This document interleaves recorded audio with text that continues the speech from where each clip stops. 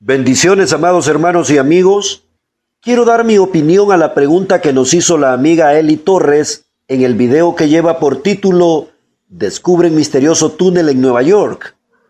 A esta pregunta ya hemos respondido a través del pastor Rubén Zelaya y ahora lo haré yo.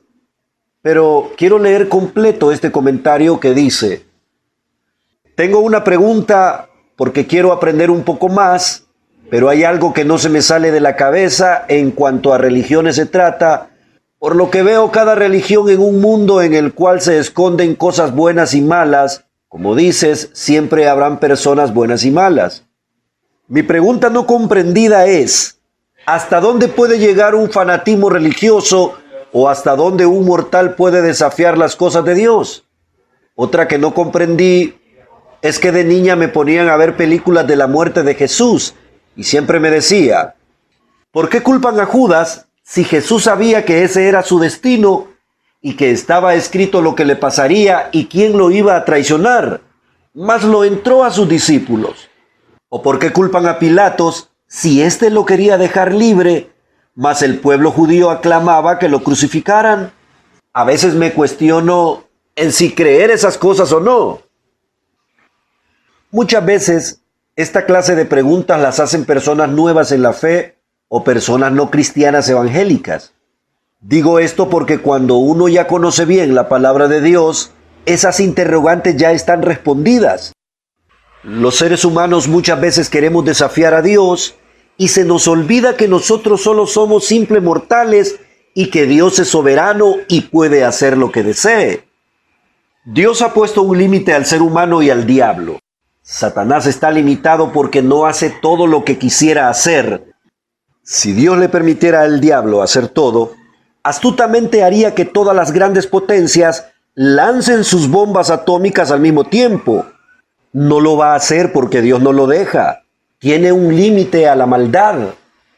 Lo mismo sucede con las religiones falsas, con las doctrinas apóstatas, con la gente que usa el nombre de Dios en vano para propósitos perversos o simplemente por negocios. El límite de estas personas es la muerte y hasta donde Dios les deja llegar. Si Dios no hubiese limitado a la Iglesia Católica, esta gobernaría el mundo. Póngase a pensar en la historia. Aunque el Imperio Romano cayó en decadencia, la parte religiosa de Roma siguió gobernando el mundo. Ponían y quitaban reyes y estaban por sobre los gobiernos. Aún en las democracias, como en Honduras, el primer gobernante, Francisco Morazán, dio el poder a la Iglesia Católica en la Federación Centroamericana. Solo por ponerle un ejemplo del por qué Dios limitó a esta Iglesia universal y la ha ido debilitando con el tiempo. No solo a ella, sino a las demás religiones. Sus líderes han muerto. Asimismo han muerto todos aquellos que se autoproclamaron Jesús y sus religiones han quedado en el olvido. ¿Recuerdan ustedes a José Luis de Jesús Miranda, de la secta Creciendo en Gracia? Se hacía llamar Jesucristo hombre. Murió y quedó en nada. Hay otras sectas que, si bien tienen templos lujosos, son religiones muertas y satánicas porque su fundamento está puesto en hombres, en falsas doctrinas y no en Jesús. Por esa razón son dignos de muerte. Romanos 1:28. Y como ellos no aprobaron tener en cuenta a Dios, Dios los entregó a una mente reprobada para hacer cosas que no convienen, estando atestados de toda injusticia, fornicación, perversidad, avaricia, maldad, llenos de envidia, homicidios, contiendas, engaños y malignidades, murmuradores, detractores, aborrecedores de Dios, injuriosos, soberbios, altivos, inventores de males, desobedientes a los padres, necios, desleales, sin afecto natural, implacables, sin misericordia, quienes habiendo entendido el juicio de Dios, que los que practican tales cosas son dignos de muerte, no solo las hacen, sino que también se complacen con los que las practican. Por esto Dios les envía un poder engañoso para que crean la mentira, a fin de que sean condenados todos los que no creyeron a la verdad, sino que se complacieron en la injusticia. Segunda Tesalonicenses 2:11.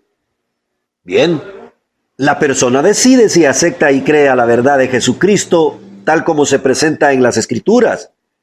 Recibir la verdad y el amor que Dios ofrece está en conformidad con su enseñanza. Si realmente amamos a Dios, tenemos que guardar sus mandamientos. Primera de Juan 5:3. Por otra parte, conocer la verdad y no obedecerla es enfrentarse a la ira de Dios, dice Romanos 1:18. Con esto hemos respondido a la primera pregunta. Ahora responderemos a la segunda pregunta.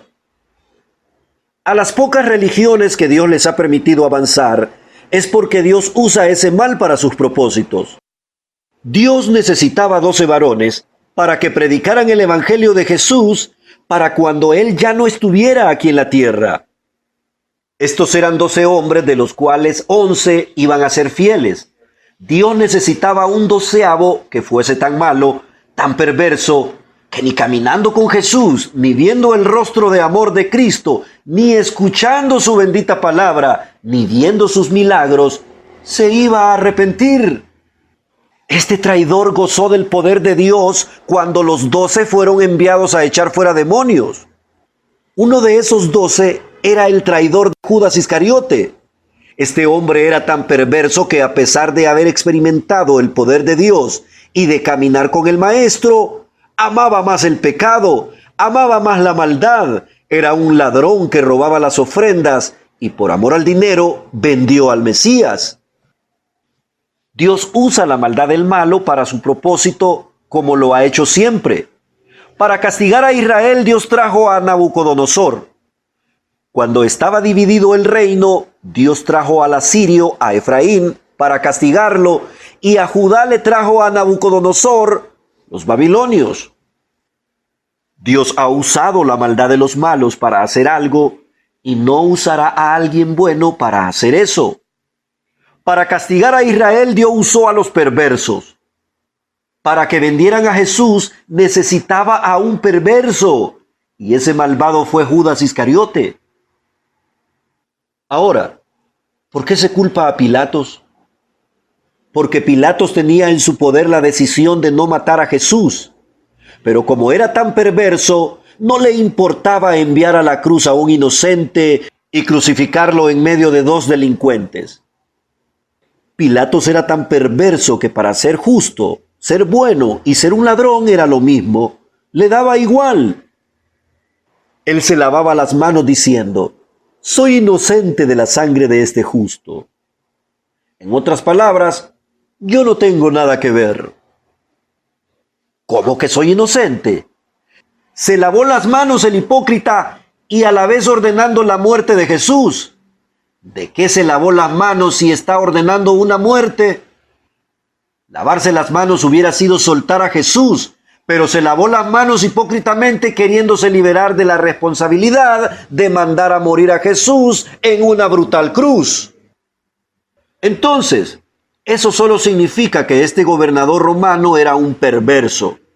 Así que tanto Judas Iscariote como Pilatos eran 2 hombres endemoniados, perversos y llenos de maldad, que fueron utilizados por Dios para que por su maldad hicieran cosas malas en favor que se cumpliera el propósito de Jesucristo de ser el Cordero que Dios pone en sacrificio para el perdón de nuestros pecados.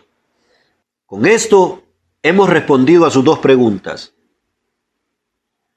En un comentario que usted nos hizo llegar hace poco, usted dice que ve a personas que dicen conocer a Dios haciendo cosas que no le agrada a Él, entre ellos sacerdotes que tienen hijos y aún así siguen dando misa, pastores que se benefician de la iglesia y personas sin arrepentimiento. Mire, en el caso de los sacerdotes católicos, bien hacen con casarse porque la Biblia no lo prohíbe. Roma declaró que ningún cura, ningún sacerdote puede casarse. Se les niega totalmente el casamiento porque lo instituye el Papa Bonifacio VII en el año 179 después de Cristo. La Biblia, al contrario de esto, ordena que los obispos, los líderes espirituales y los que sirven a Dios se casen. ¿En dónde? Primera de Timoteo 3:2, Primera de Timoteo 12:15, Primera de Corintios 9:5 y Mateo 8:14 al 15. Así que si un sacerdote católico decide casarse, hace bien. En el caso de los pastores y apóstoles modernos que hacen mercadería del evangelio y roban a la gente, tendrán que dar cuenta a Dios de sus actos. No niego que de esos hay muchos, pero también debo ser responsable al decir que existen muchos pastores humildes que aman al rebaño y cuidan de éste. En la iglesia hay de todo, desde pastores corruptos y feligreses mundanos, hasta gente buena que ama a Dios y que su mirada está puesta en Jesús y no en un hombre. Le invito a buscar una iglesia de sana doctrina, una donde el centro de culto sea el Padre, el Hijo y el Espíritu Santo. No se quede sola en su casa. Es importante relacionarse con otros creyentes en la fe. La verdadera iglesia es aquella que Jesús compró con su preciosa sangre, la cual presentará a su Padre sin mancha ni arruga. Usted debe saber que existe una iglesia apóstata y corrompida que solo habla de dinero y prosperidad, pero no quiere nada que ver con vivir en santidad. A esa iglesia es la que muchos de nosotros exhortamos para que se vuelvan a Dios.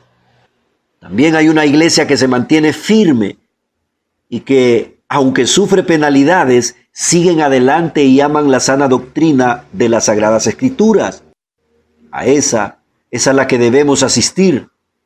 Siempre va a haber cizaña dentro de la iglesia, pero también hay mucho trigo que ama a Dios. ¿Usted comprende? Dios le bendiga.